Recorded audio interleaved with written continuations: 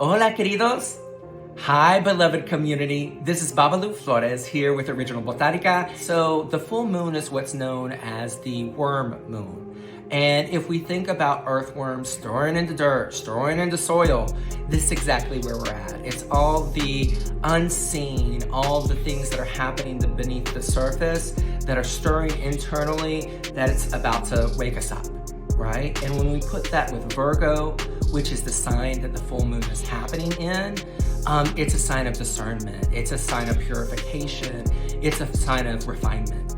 And so it really calls us into kind of major reality checks. Are we doing the things, the actions, the internal processes at this moment to bring forth the sprouts of the spring? Or are we kind of running away from the things that we need to look at and going towards more pleasure seeking, right? When we put that with the lunar eclipse that's also happening, we're really looking at this kind of spectrum of wake-up calls, right? So in health and routines, are our daily habits supporting or draining us? In work and productivity, are we doing what actually matters, or are we just staying busy? In boundaries and burnouts, have we been overextending ourselves, running on fumes, overreaching, getting out of our pockets? And then also in self-criticism and self-improvement, where are we being too hard on ourselves? Are we self-flagellating? Are we internalizing the voices of criticism from the outside world and then putting that in our own voice as a way of punishment? So thinking about all these different aspects when we're thinking about the lunar eclipse. So going deeper, the eclipse is calling us into what are we really cutting away? What is it that we want to start fresh with? What is it that we, are really wiping away from all the cycles, all the karma, everything that has brought us to this point, and are we willing to let go of the baggage, right? So eclipse brings both endings but also new beginnings, right? Virgo, in this kind of energetics, wants clarity. So no more tepid, kind of middle of the way, sitting on the fence kind of energy. This is yes, no, discernment, right? What's practical, what's sustainable, and what's aligned with where we are going versus just throwing our energies all over the place and expecting that we're going to be able to move in the ways that we want to. Eclipses are also moments where our timelines are speeding up. So the things that we are thinking that we can manifest in 3, 4, 5 years, now there's opportunities to do it now. And it's almost that portal, that fast forward moment. And if we really, really use our energy in concerted ways, we can get there here in the next couple of months. So who's feeling this the most? So anybody who has placements in Virgo, Pisces, Gemini, or Sagittarius, all these energies are hitting home. It's like the megaphone in your face, being like, being the cheerleader to urge you on, to really move you towards evolution.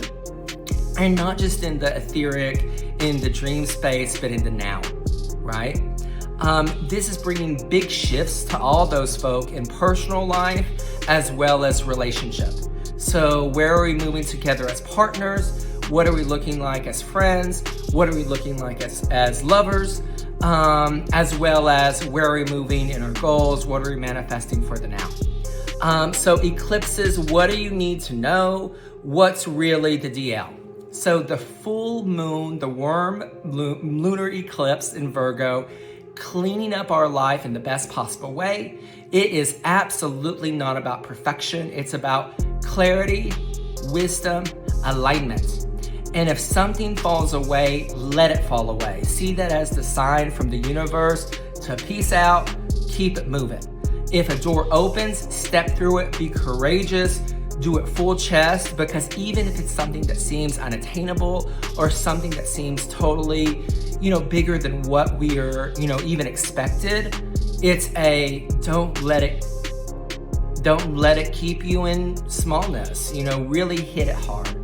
And really have your pitch ready, so when that door opens, you are fully prepared for the opportunity as it lands. So just as a reminder, worm moon, right? Stirrings of things that are happening beneath the soil, the surface, that are awakening, that are stirring us into action, right? Full moon, bringing the climax, the manifestations of the things that we've been working on for the last month. And then the lunar eclipse in Virgo, so getting our house in order, right? Really looking at what's working, looking at what needs to be released, and getting real practical about how we see ourselves, especially as we're moving into the second quarter of the year. So now with this video, we are hitting intentions, we are hitting some really fun little magics that we can do, and some crystals to work with, right? So in terms of intention setting, here are some ideas, right? Inspirations to get you going. So 1, I welcome clarity and wisdom into my life, right? Super simple. 2, I choose progress over perfection and trust in divine timing. 3, I create space for healing, balance, and alignment. 4, I honor the wisdom of my body and I nourish my well-being. 5, I trust that everything unfolding is leading me towards my highest good, right? So really beautiful intentions, things to just anchor into as we're moving into the next stage of this year.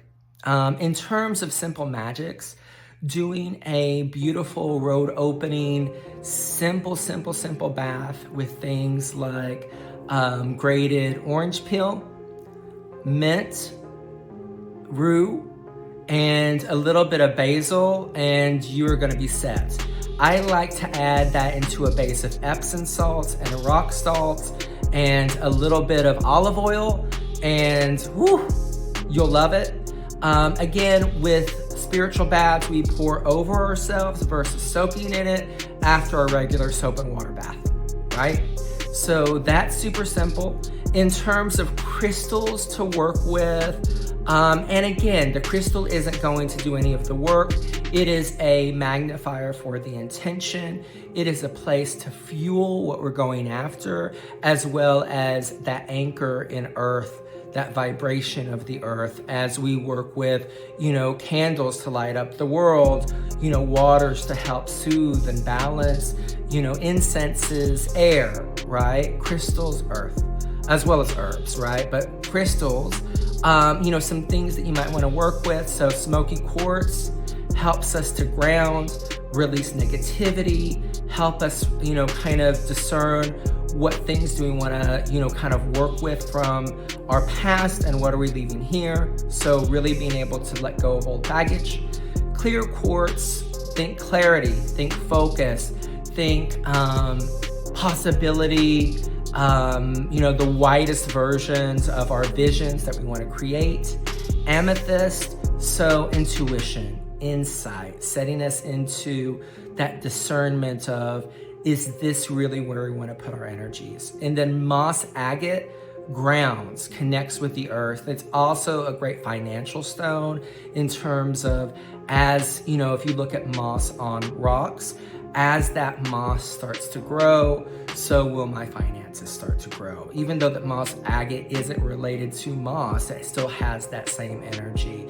It's all the kind of the green underpinnings, the place where earth and water creates life. And so just keeping those things in mind. I hope this was fun for you, and big love. We'll be talking soon. Bye, queridos.